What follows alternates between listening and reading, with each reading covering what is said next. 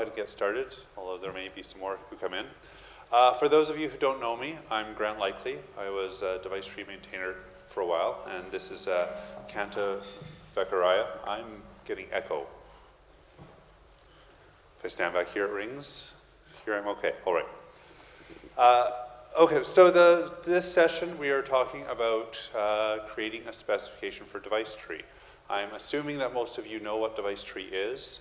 If you don't, there's lots of material out there, but this is the data format that we use for describing hardware to the Linux kernel.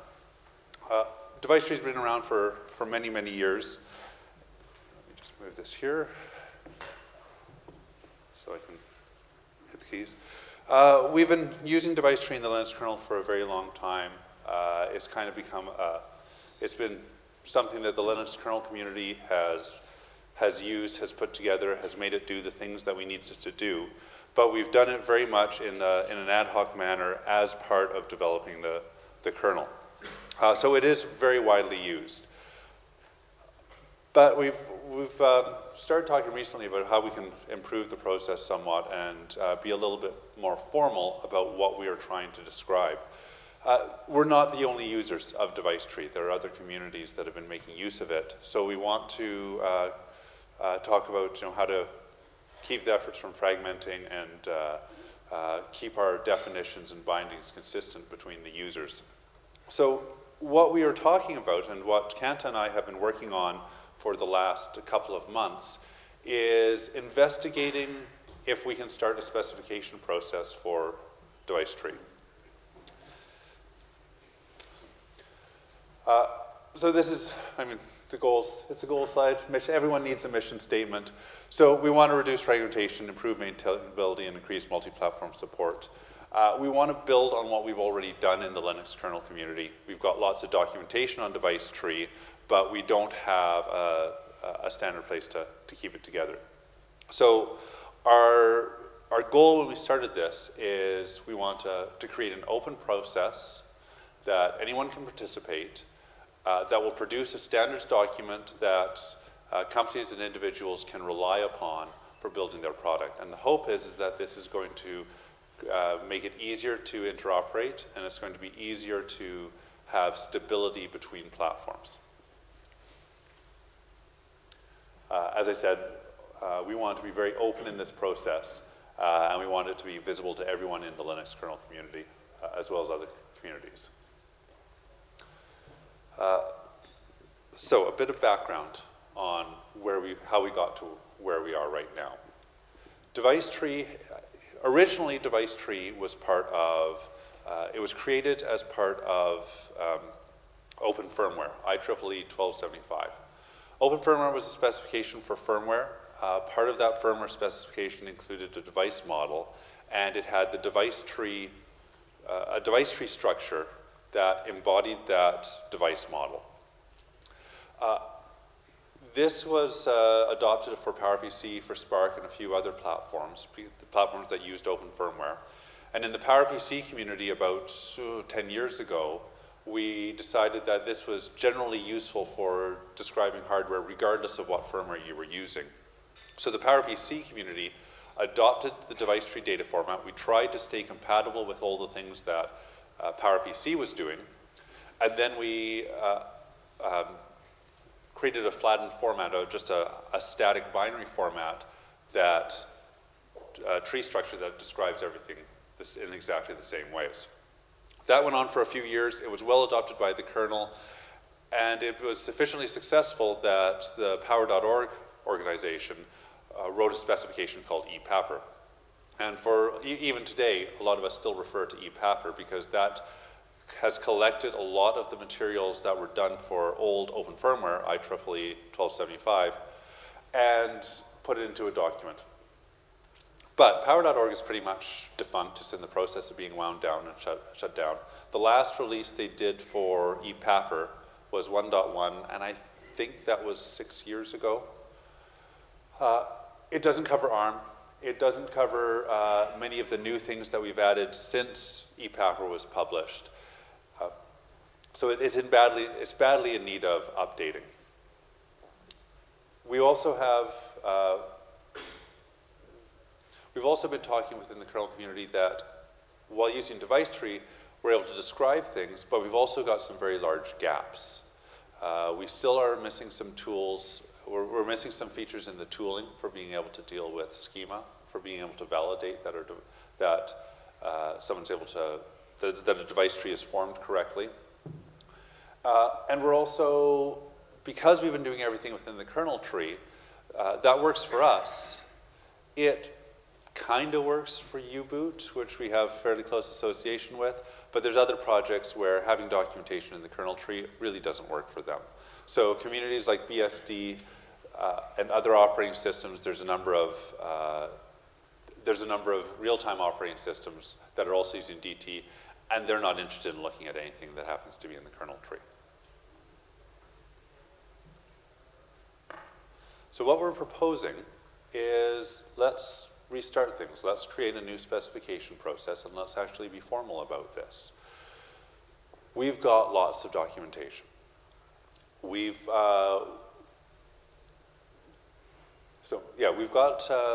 proposing creating a new organization, very much structured on other standards organizations that are in the industry. For example, the UEFI forum that specifies ACPI and UEFI. So we're going to create a new membership organization funded by the members, and we're proposing for it to be hosted by Linaro.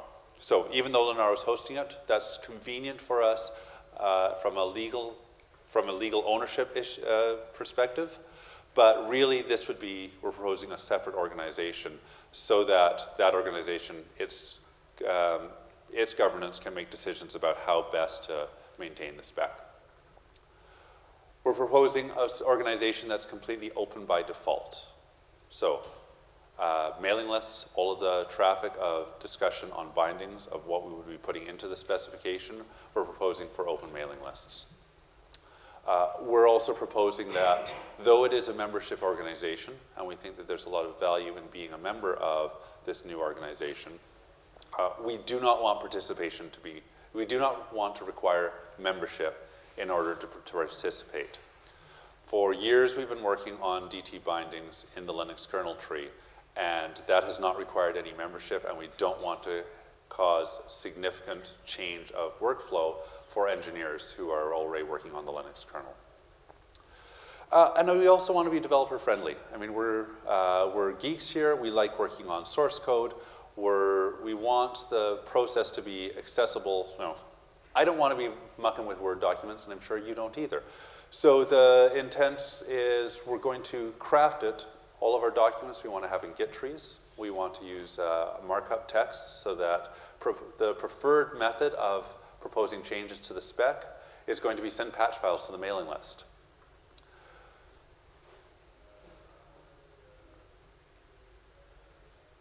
And this is kind of the proposed timeline that we're thinking of. As I mentioned, Kanta and I have been looking at this for a number of months. We've pulled together a small steering committee just for interim to look at some of the issues, figure out what needs to be done, and that's what we're calling the first phase of this process, is really working through what are the barriers, what are the things that need to be done to set up a new specification committee.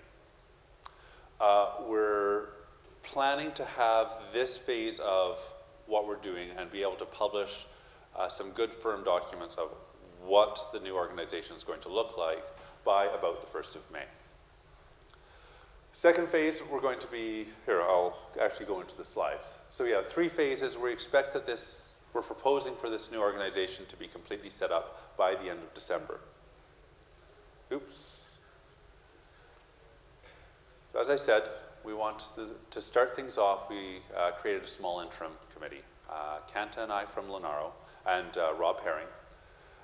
We've got Charles Garcia-Tobin and Mark Rutland from ARM. Stuart Yoder from NXP, used to be Freescale, is there. And Stuart was the original editor for the old ePapper documents. So I'm very happy to have him on board. And we also have a couple of people from IBM, so Jeff Scheel and Stuart Smith. IBM has a keen interest in this, so we approach them because they depend on Device Tree, they still run real open firmware on their power machines, and we want to be working together. I don't want to see a divergence of how Device Tree looks between the ARM world and the PowerPC world and the rest of the Linux world. Within that committee, we've been talking both about technical work and we've been talking about governance. On the governance side, we've been trying to figure out if we were to use ePapper as the starting point for this new specification document, what do we need to do to get the ownership of the document? And we've been working through that. We don't have anything to announce right now, but I think I can say that things are going well, and I'm expecting that ePapper is going to be the base for the new document. We've been also working through what kind of contribution agreement needs to be there. How do we legally handle the contribution of many people into this? We're working on setting up mailing lists and web presence. Some of you have seen devicetree.org. I actually own that website. We're going to transfer that over to the new organization, and that will be the hosting point. And then by somewhere in April, we should have, the second half is the technical. So in parallel with all the governance things that we've been doing, those of us on the committee have also been looking at the technical aspects. With the first release, what we want to do is we want to basically take the old ePapper, massage the text to be in a releasable format. We don't want to add a whole lot of new content, but we want it to be accurate. So it's updating with some of the ARM bindings that we're using right away. We may, I can't remember if we were going to get GPIO and some of the others in there. It depends on how much work we get done. But we haven't wanted to be, we did not want to get stalled on the governance issues before doing the technical work. So we've got that. We've got a Git tree set up. We've got all of the document imported into ASCII doc, which is nice to work with. And once we've got all of the governance issues sorted out, we'll be able to put the Git repo into a public location, and anyone will be able to look at it. And then we also are planning to raise community awareness in phase 1, such as giving a session in Bangkok at Linaro Connect. In phase 2, that's going to run from about May to September, August, September. With that, we want to finalize what the membership model is actually going to be. We'll be open to join. We'll be looking to recruit initial members for the organization. And we'll be sorting out the last details of the operational process on how this spec process is going to work, so that we'll be able to publish how to contribute, what the requirements are, what the contribution agreement is. And we'll be doing a little bit more community awareness at that point. And then finally, by phase 3, which will be from September through to December, we expect the committee to basically be up and running, where we have members, where we have settled into a cadence of actually releasing documents, and we expect to have a lot of new content where we're able to start to document and put in bindings for things that we've been talking about, like overlays, that aren't totally finalized yet. With each of these phases, we expect to have a document at the end of each phase, and that's going to be our initial cadence. After the end of phase 3, the steering committee will be able to decide on what kind of cadence is appropriate for the standards document. And we'll be doing a lot more publicizing over phase 3, because by this time, I hope that we know what we're doing. Right now, we've got an idea of kind of what we want to do, and we think we've got a good plan to get there. By this point, we should be solid, and we should be able to talk a lot more freely about it. We'll also be approaching other communities like FreeBSD, U-Boot, UEFI, Zen, OpenPower. Organizations that haven't approached us yet to participate will be soliciting active participation. So that's kind of the governance side. Then what I'd like to talk about a bit is what we actually want to put into the spec. And I've categorized this in about 3 different areas. The first set of things that need to go in are all the things that we're currently using. So, and this is core bindings. So we've got, first, the most obvious one is the ARM architectural bindings. None of this stuff on how you describe an ARM platform is in EPAPR. We've got some files in the kernel documentation device tree directory, but it needs some work. We want to get that accurate, and we want to get it out into the spec. We want to cover GPIO, regulators, clock bindings, pin mucks, and any of the other core bindings that that are in common use. That we expect to have in the, try to get that into the specification first or second phase. We also want to talk about the features that are currently in progress. Overlays is a big feature that I know a lot of people are waiting for, to be able to amend the device tree that's provided by firmware, to be able to add new devices or change the configuration of what's on the board. This feature it's a difficult one to merge, because when we merge it, we now have a new ABI, because that format of what the overlays look like, they're going to need to be dealt with user space, and want to be cautious about that. But it's also really important, and the work on overlays has kind of stagnated. It's taken several years to get to the point that we're at, and it's still not finished. We also want to talk about schema language and checking. Now, to be clear, the new organization is not intended to be an engineering organization. I mean, it's intended to be specification work. But the specification work makes absolutely no sense if there's not engineering work associated with it. So I expect that we will be talking about schema language on how to describe bindings, how to do semantic checking of the data in the trees. But any work that goes on that for the specification has to be done in parallel with actually writing the tools. And so that's another conversation that we've certainly been having internal to Linaro of how do we get those additional tools written that we need.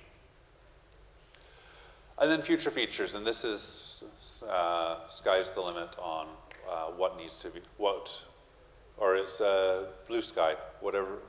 I don't have a full list of things that people want to do. Some of the things that I've been thinking about is portable overlays. So if you have a piece of hardware, can you describe it in a way where the data description will work on multiple boards when it's plugged in? I've also been considering, can we create a binary extension format that is specified well enough that it can be used both from the kernel at user space for doing runtime adaptions, or be used by firmware, and just to be able to append to the device tree that's there without having to rewrite the whole thing every time you make a change. I mean, it is a little nuts that we have to rewrite the entire device tree just to change the kernel command line. So that's one area I want to explore.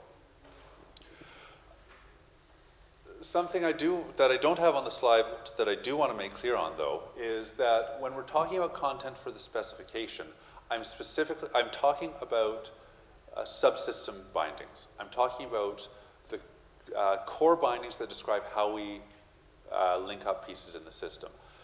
What is not in scope for this specification, or certainly not for right now, is device bindings. We're not trying to create a spec that will collect all of the, Qualcomm or ST or Freescale or any of the other SoC specific IP. We'll still continue to maintain that in the kernel tree for the time being. We may, as part of this organization, may decide to create a repository for holding all the device-specific bindings. But the formal spec is intended to be the core stuff, the things that should be common between all platforms. Proposed roles. Okay, so this is back into governance. Organizational-wise, we're looking at every member would have a steering committee representative. Of those representatives, we expect a chair, a vice chair, a technical writer, which we're proposing for Linaro. It should be a part-time role that Linaro fills, an administrator, and as I said, one representative per member. I'm expecting to get the question a lot, why do we need a membership organization? We've been doing this for many, many years without a membership. The reason for membership, there's a number of reasons. We want to fund it. We want to have a bit of money available there that we can actually get resources when we need them. We want to have something where it's not just the individuals and kernel engineers who are working on it, but there's a bit of ownership of the spec that companies can rally around. And it also, having a membership organization does help to inspire confidence that this spec is a real thing. That it's more than just what we've hacked together within the kernel, but there's a level of thought and there's a level of engineering that goes into it that does inspire confidence beyond our community. While we may be confident with the process that we have right now, the part of the goal is to inspire confidence beyond just what we do here.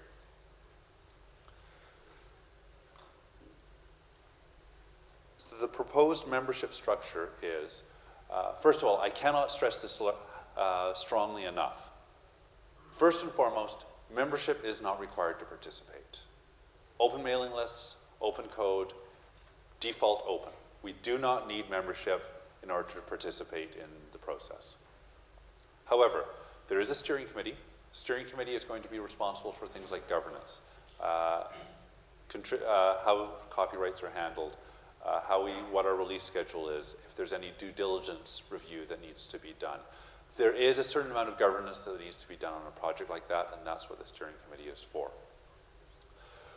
And we're proposing for 2 levels of membership for the steering committee. For the corporate, there's a flat fee that any company that wants to participate, there will be the same fee for them to join.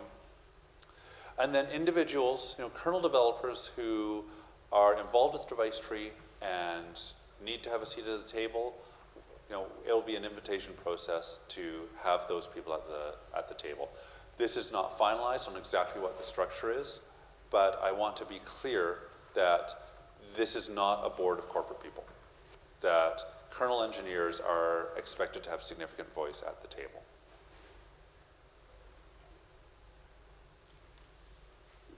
I mentioned devicetree.org. It's going to be a flat tree. We're not trying to create new forums or anything like that. We're creating a simple website that's a single point for getting information. We may expand it with additional documents on usage or examples, or possibly a repository of device bindings. But it's not intended to be a big forum. And then that leads me to the final questions that are the things that we're still trying to sort out. We've mostly got a structure. There's still an open question on exactly how contributions will be submitted. We're leaning very strongly towards a developer certificate of origin policy, which means that anyone who submits a change to the spec retains copyright with a statement that they are contributing it under an appropriate license that we can use it in the specification. Exactly the same process we use in the kernel, Opti, and several other projects. License, we're probably looking at Apache v2. It's jumped around between Creative Commons and Apache. At the specification level, the license probably doesn't have a whole lot of impact because it's documentation as opposed to code, and whatever document or whatever license we choose, anyone's going to be able to use it. And we're still kind of up in the air of if we need to bring in more interim community members at this level, or in this first phase. And that is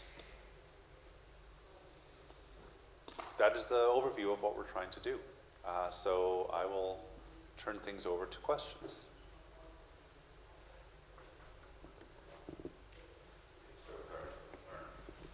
Okay. I've run into a couple of cases recently where we had people that wanted to do things that are not in ePepper, but in the older IEEE documents. Do we include those by reference, or will we have to rewrite the contents that we actually need? So in each case, the original document was completely outdated and we had to make adaptations. I think what I would like to see, rather than referring to old documents, because the documents are quite out of date and things have drifted, our usage has drifted from what's in the documents, I would rather see things be updated and pulled into the spec. USB and ISA. So Huawei has an ISA bus in their servers to talk to the keyboard controller, and we had to refer to the old document for that. ISA will never die. Of course not. No, the keyboard controller will never. How else do you talk to your IPMI controller, right?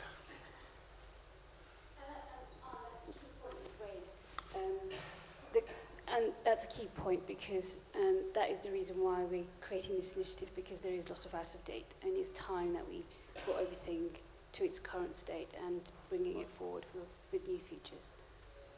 And that's one of the problems even with ePapper in the past, is that it's still been a maze of documents. Right now our process is we'll go look in the kernel tree, and if it's not there, look in ePapper, and if it's not there, go look at some of the other IEEE documents, if you can find them, because they're not always easy to find. More questions? Go ahead. Have you approached any of the other interested communities like BSD? So are they happy that this is hosted by Linaro and it's not BSD Arrow or something? So no, we've not approached them yet because we're very early stages. So now we're ready to start approaching and telling them, hey, look, this is what we're doing. And that's part of why we're talking about it here, is to, I'm not entirely sure exactly who the people that I need to talk to is. So, you know, one of the things that I've asked of the room is if there's someone you think that Kent or I need to talk to, come talk to us. Because we won't get everyone. I've got some contacts in these communities, but I don't have all of them. It's also very important to note that the idea behind this organization, while it's hosted by Linaro as such, it isn't Linaro. yeah, but still it has Windows in it, right? So Yeah, It has Linux in it, which the BSD guys kind of. So that is why this is a separate organization. It's not going to be branded as owned by Linaro. It's going to be owned by Linaro because we need a place for it to stay. But if you look at, you know, there's other organizations where you have projects, and all of the branding and all the description is the project. It's not the hosting organization. Right. So this will be devicetree.org. It won't be Linaro's. It won't be Linaro's devicetree.org. so yeah, I was actually going to ask a follow-on question on that, which is, you know, obviously there are hosting organizations like the ones we're just talking about, you know, Software Freedom Conservancy, SPI, Yes. Apache, I'm sure there's others. Which are already set up to do that? Is it just a convenience thing to go for Linaro, or? We have the capability. We are an open organization by default. This is very much part of our mission. There is not a compelling reason at the moment to do it in another organization, and we've got control over everything that we need to get it set up. So it's part of the process of setting up something like this is coming up with a package of saying, this is what we think things should look like, and we set up all the structure, and we go through all the items of this needs to be done, governance needs to be done, contribution, hosting of the code, all of these things need to be put together, and we put it out there, and we present it to the potential members. And if any of the potential members have an issue with that, we will get that feedback. We're not committed to this specific setup. We think it's a good setup. We hope that this is what's going to work. But if there are significant players that really need to be involved, that are uncomfortable with this setup, then we're going to talk about if we need to make changes.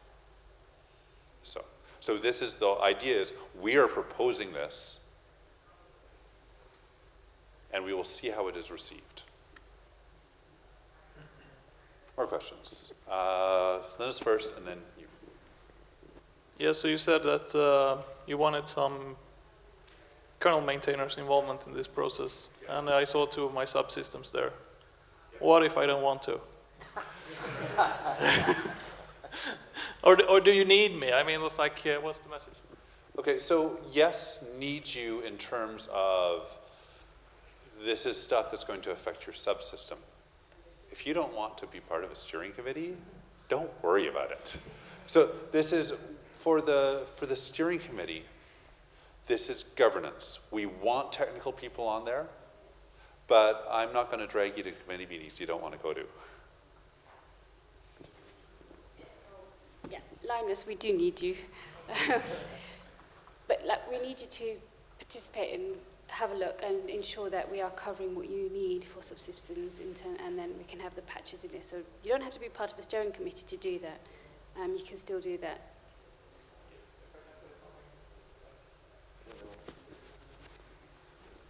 So the problem we have as subsystem maintainers is that, yeah, please come here and define this hardware specification from us. And I get that request also from ACPI.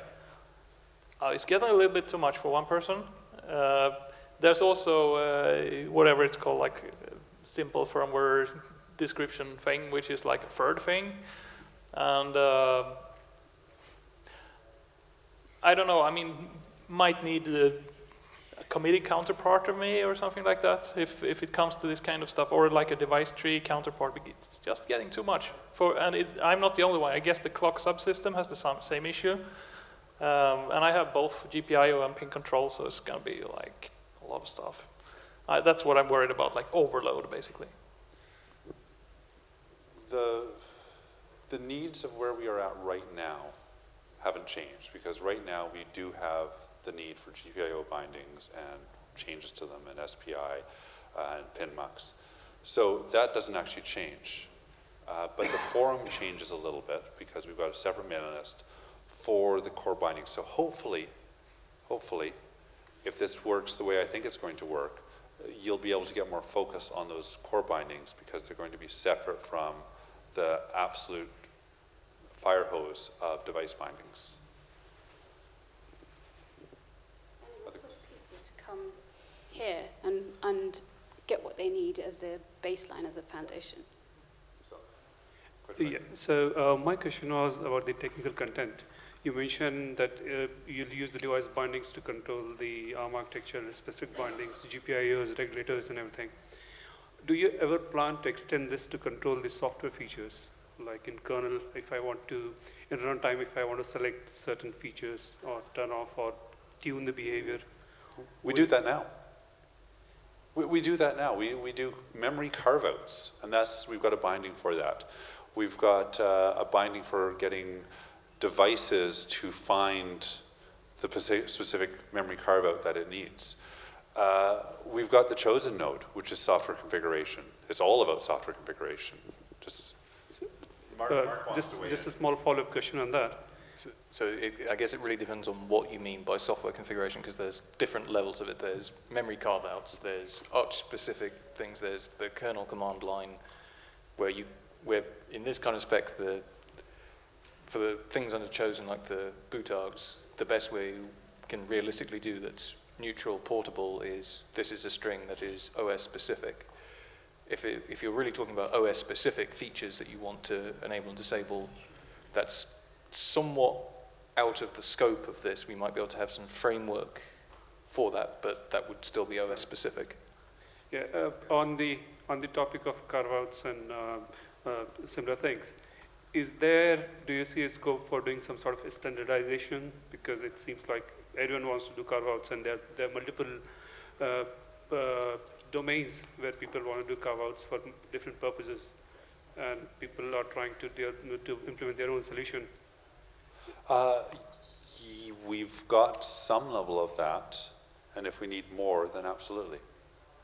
So there's no problem with that. Also on the topic of software configuration, the point about being able to have an append format for the blob, one of the complaints about Device Tree has been the mix of hardware description and some software configuration bits. One of the possible ways to address that is to have a binary format that allows us to append sections at the bottom of the device tree that represent changes, so that you can have your stock device tree that contains just the hardware description, and then you've got another block at the bottom that adds in the software description bits. And then when the kernel gets that, if it's k-executing into another kernel or something like that, it can extract just the original device tree and recognize that, oh, I've got several updates that were applied, and it can choose whether or not those updates get applied. So, as an example. Other questions? Mark's got one, but we should take other ones first. Just going to question, since it seems to me that one of the strengths of Device Tree is the ability for the kernel developers to be agile with this and define the stuff, you know, as they need rather than going through a big standardization committee. How do you see this working out if you get some of these other vendors, you know, like IBM and AIX, which, you know, has a whole bunch of their own vendor definitions in there that they do the same thing with, working when you have a conflict between the standard you've defined and what they've had running for a while or they decide to do? Well, if we've got a conflict, then we have to talk about it at the committee and figure it out. And we have to deal with it. I don't expect that to be a major problem because any new changes to this, any new content to the specification, it's bad practice to put in new content that puts constraint on existing deployed systems where it has to coexist. And we can tailor the data format to say, by the way, if you are beyond this point, or if you're on a newer system, here is a common linkage between two devices, or here's a common way of describing gizmo type Z. But those are like the discussions that tend to roll the process on for months or years, right? Is convincing someone else to make a change to their system. Right. So and part of it is I don't want to try to roll everything that we do in Device Tree up into a specification document for that exact reason. There is always the room in Device Tree to use a compatible string that says, this is my device. I'm the only one using it. It is my data format. And go with that. You don't have to get that into the specification to do that. Where the specification matters is where you have a common binding so that infrastructure code can always interpret it in the same way.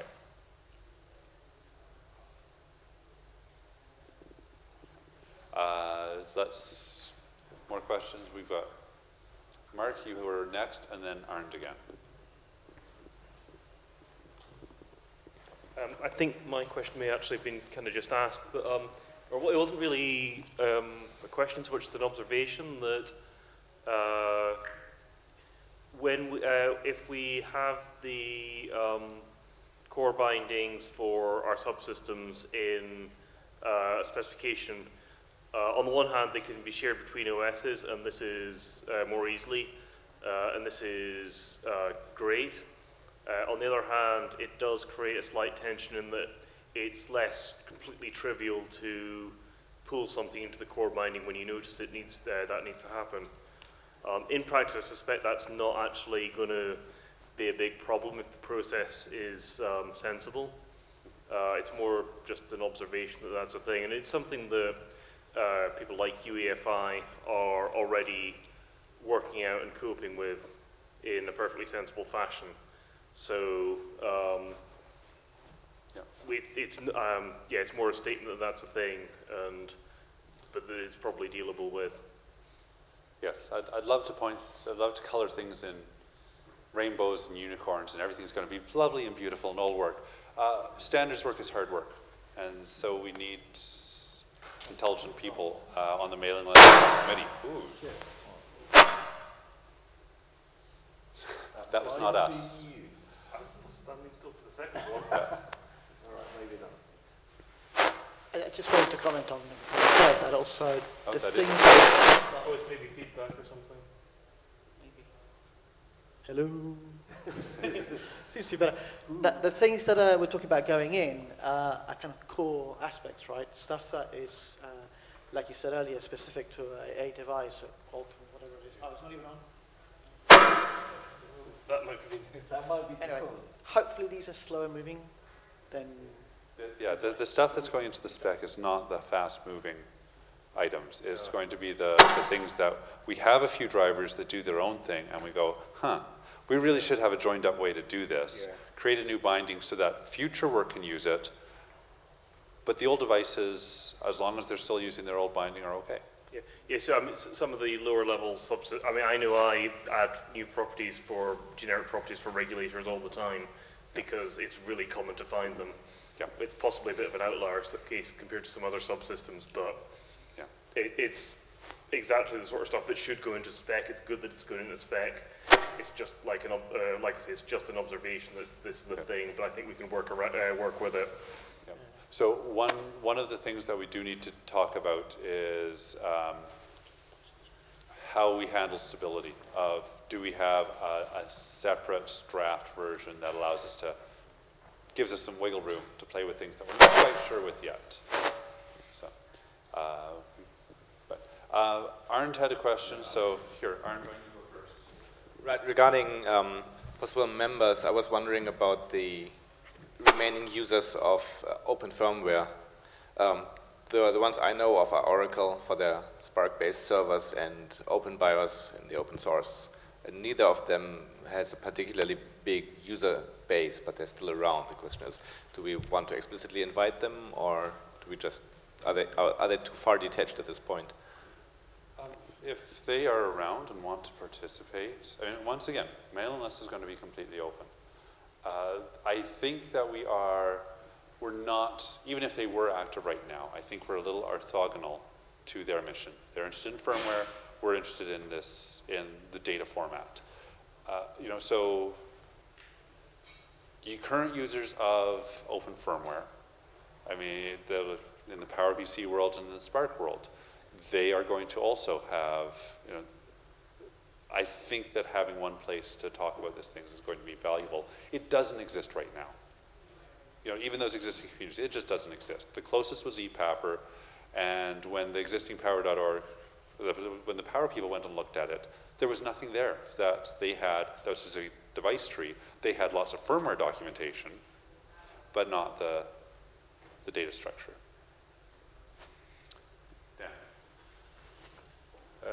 Yeah, so this all sounds great. I totally agree. The most important thing is to sort out, you know, the governance and core bindings, specification, and all that stuff. I just wondered, is there an eventual ambition to deal with the hosting of SOP DTs? It's not directly related to this effort. So we have a very focused goal of what we're trying to do. That is certainly associated with it.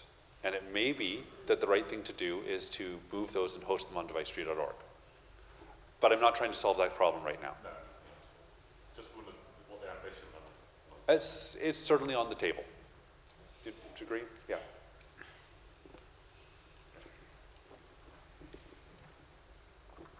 This is kind of related, but is there any effort in mandating stable APIs in terms of DT bindings so that we cannot change the device tree in a format, or do a certain binding in a format that it breaks with newer kernels, older kernels, and stuff? So when it comes to stable bindings, if an ARM device ships with a device tree that boots the mainline kernel, and the mainline kernel breaks it, and someone complains, we fix it. That is important. I think that's orthogonal to the standardization effort, however. Yeah, but it could be in this organization, right? Well, it's certainly something we've got to talk about. And any standard, backwards compatibility is very important. Both backwards compatibility of the firmware, of if you go to a newer version of firmware, you don't break old operating systems, and the other way around. Yeah. If you go to a newer operating system, you don't break on older firmware. In the device tree world, we've always said, if you're up-revving firmware, we can require you to up-rev the operating system at the same time. And there is a bit of difference between like the enterprise ACPI world, which has much more stringent compatibility requirements. And I think one of the things that we're able to in device tree is we can have different rules. I still think we need to worry about compatibility, and we don't want to break things. But we can do things that if you upgrade the firmware, and this is our current rules, if you update the firmware, you should update the kernel at the same time. But what about the other way around? So if you upgrade the kernel, you require a DT change? So this has happened in the past, and that is, and I was arguing on the mailing list about it, and people said, well, we don't care. That was specifically for all Windows socks, where the firmware story is a bit different, because the firmware is basically, there's no on-device storage which holds the firmware, so it comes with... We need to be better at it. Okay. I think, I still am of the opinion that we don't break systems. As the kernel, if it works on mainline and we update and it breaks, we've got a problem. If no one complains, do we really have a problem? So, and I think that's where the wiggle... We need to be better at it, but there are platforms, for example, HighKey, we're planning on getting the device tree into the firmware. And then HighKey is almost there as a platform that looks just like a real platform. You can almost run Debian installer on that one. apt-get update on the kernel works. Yes, I'm very happy about that.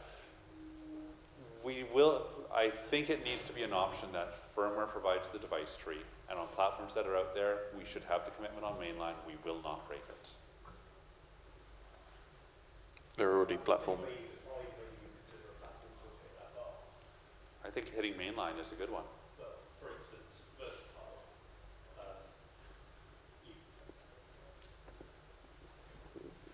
So, I mean, the really trivial case of this is a platform that was not previously very device tree and now gets device tree, like the versatile stuff that's just going in.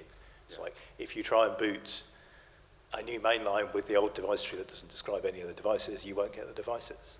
So that's a breaking change. Part of the other wiggle room here is if the expected workflow is that you are developing, it's in development, and you're running lockstep, all the developers are going to be running lockstep between the DT and the kernel, then, which is a lot of devices, then I think we can be a little bit okay with that, but we need to get better over time. And Mark has a comment. Yeah, that's why I was wondering, do you define a thing where you say, for this board now, So this is where generally, that's not what we want to have, and I think the 32-bit story where stuff is being slowly factored into DT is a fairly different case from the DT from the outset platforms. I'm going to take one more question. Or I'll hear crickets, and I'll say we're finished. So, thank you very much.